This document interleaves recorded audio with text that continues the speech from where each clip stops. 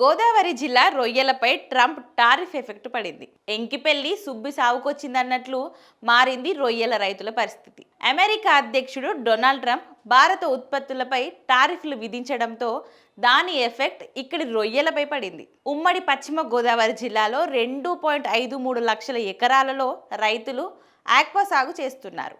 60% వానమి మిగిలిన విస్తీర్ణంలో చేపలు పెంచుతున్నారు. వేసవిలో ఉష్ణోగ్రతలు పెరగడం వలన రొయ్యల సాగుకు అనుకూలంగా ఉంటుంది. ఈ సీజన్లో పెద్ద మొత్తంలో రొయ్యలు మార్కెట్లోకి వస్తుంటాయి. ప్రస్తుతం అధికంగా 80 కౌంట్ నుంచి 100 కౌంట్ వరకు పట్టుబడులు చేస్తున్నారు.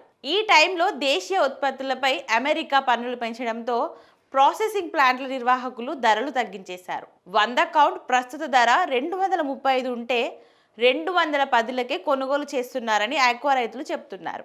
ఉమ్మడి పశ్చిమ గోదావరి జిల్లా నుంచి అమెరికా, చైనా, యూరోప్ దేశాలకు రొయ్యలు ఎగుమతి అవుతుంటాయి. కిలోకు 50 కౌంట్ వచ్చే రొయ్యలు మాత్రమే అమెరికాకు వెళ్తుండగా 60 నుంచి 140 కౌంట్ వరకు ఇతర దేశాలకు వెళ్తున్నాయి. అయితే అమెరికా టారిఫ్లను సాకుగా చూపి చైనాతో పాటు ఇతర దేశాలకు ఎగుమతయ్యే రొయ్యల ధరలను కూడా తగ్గించేస్తున్నారు. సాధారణంగా పన్నులు పెరిగితే ఆ భారం వినియోగదారులపై పడుతూ ఉంటుంది. ఇక్కడ మొదటి దెబ్బ ఆక్వా రైతులపై పడింది. ఓ పక్క వ్యాధులు, మరో పక్క ధరల పతనం. పెట్టుబడి ఖర్చులతో కష్టాలలో ఉన్న ఆక్వా రంగానికి ట్రంప్ మరింత దెబ్బ కొట్టింది. భారత్ నుంచి విదేశాలకు ఎగుమతి అవుతున్న మాంస ఉత్పత్తుల్లో రొయ్యలది 3వ స్థానం. ఏపీలో ఉమ్మడి పశ్చిమ, తూర్పు గోదావరి జిల్లాల నుంచే ఎక్కువగా ఆక్వా ఉత్పత్తులు ఎగుమతి అవుతుంటాయి.